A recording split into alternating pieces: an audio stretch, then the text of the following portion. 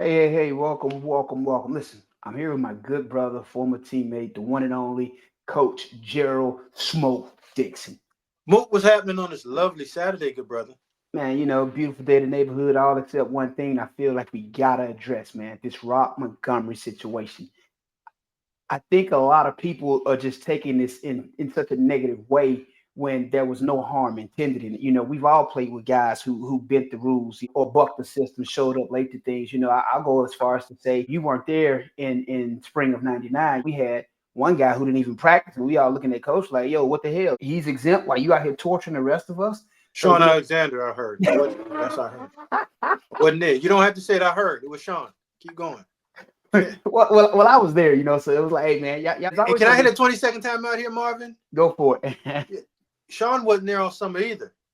But And keep I was gonna going. and I was gonna get to that. We had Sean. We had other guys who didn't like to work out. Who happened to be an Outland Trophy winner, but he bucked the system when it came to working. So there are always going to be guys who do things like this. It's just a matter of the coach dealing with it. The one coach that I can say I honestly seen do a great job with it was Coach Saban. No matter who the player was, he didn't care. He pretty much treated them all the same and kept them in line. Nobody was above the system. So, and that was the thing that I love most about him. Yeah, so Mook, just looking at this whole statement that this young man made on our interview was awesome. Phenomenal human being, Roq Montgomery, just getting to know him. I think he's just a young guy that was telling his truth. And the standard that he knew, like you were just saying about Coach Saban, it might have slipped up a little bit with this new regime. And I don't think Coach DeBoer wants any of that. But when you have a coaching staff or the pillar of excellence for so long, and the Bama standard was upheld to a high standard of what Coach Saban did, when you get somebody in new, you kind of like, oof, let me take these shoulder pads off a little bit and relax because the restraint of being strict is off of us. So, and there's some guys that probably wanted to do that while Coach Saban was there, but the leaders of the team wouldn't allow it. So, what this guy might have seen maybe last year, he was just speaking on it. But what he did speak about, what everybody does not want to hear is it's being corrected and being fixed by Coach DeBoer and that staff, which is the correct thing to do. So, if there was something going on at that current time, they're working on fixing it and becoming more of a disciplined team. And I've talked about it over and over again. One of the hardest things to do is take over a team from a legend and try to direct it in the vision that you want it to. Because again, you're going to have some guys that, like you said, would like to stress that line of discipline and go on the other side of not being disciplined. So from the Feinbaum show, from my guys at Josh Pate, just touching on it, yeah, it's a story, but I don't think it's a story where Rock was trying to dime or rat anyone out. He was just speaking of the truth of what's happening now, that there are on a path of discipline and direction and understanding what the Bama standard is going to be moving forward.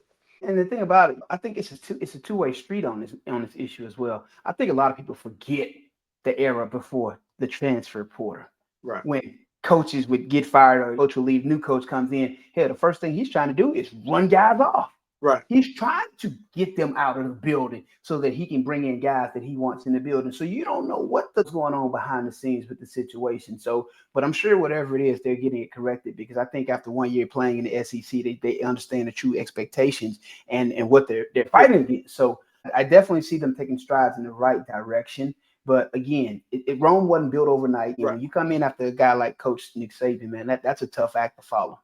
Man, that's a no act to follow. The next piece was was the jewelry being worn and getting rid of that piece. And I think we're in an era or a generation where a lot of young people saw what guys in our era did of the big chains and flash and jewelry. But we knew when it was time to do that and when it was time to go to work. And I think this generation they're getting confused. Then if I show up with my chain on the sideline that shows excellence or shows that I'm doing my thing, or I have this cachet of this excellence that I'm going to perform, and it's not it. Like the jewelry's after. After we grind, then we shine. These guys are trying to shine before they actually grind. And like Roq and his teammates are saying, like, we got to put that back because we haven't earned what those other guys in front of us has earned, the national championship, the real ring. So let's put this chain and this jewelry away, and let's collect our own jewelry in that championship ring. And I think that's the message that was missed. And sometimes when you want to go out there and create narratives, oftentimes you don't show the entire interview. And I would just ask everyone to go back and just watch that whole entire interview, because this young man did an excellent job, and he has the right mindset of wanting to be excellent once again and get back into the conversations of national championships and SEC championships. Young man simply had standards, and he wanted his standards applied across the damn team. Right.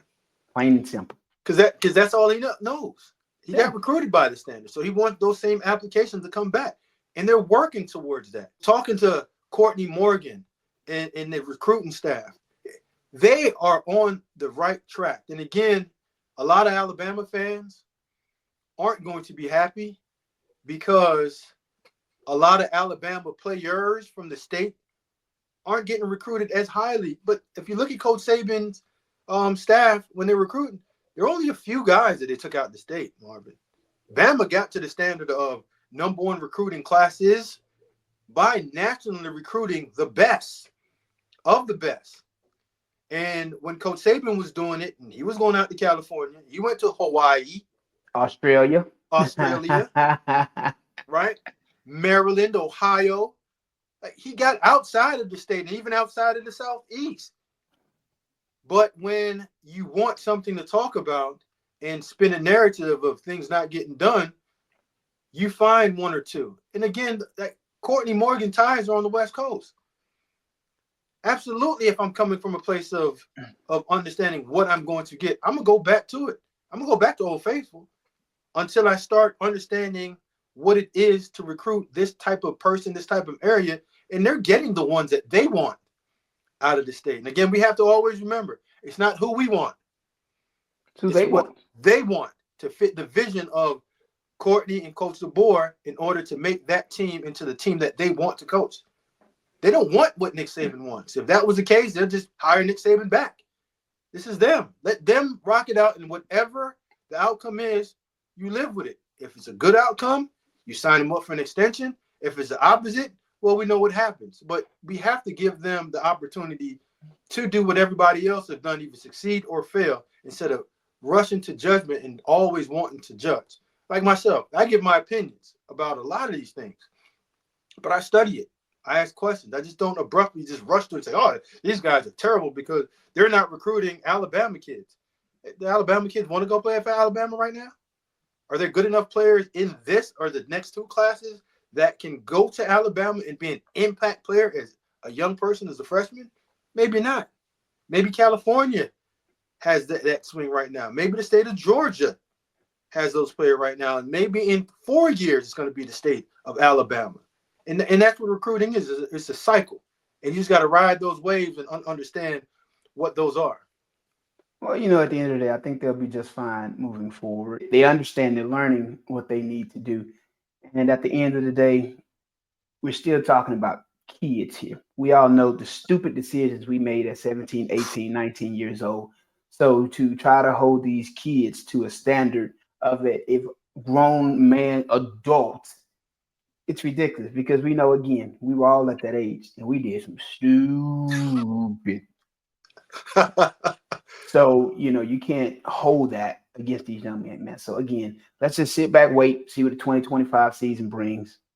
Reserve judgment, and let's just see how it goes. Roq, great job, man. Proud of you, homie. You're still a Sci-Fi member, baby. Love you. Exactly. Roll Tide, brother.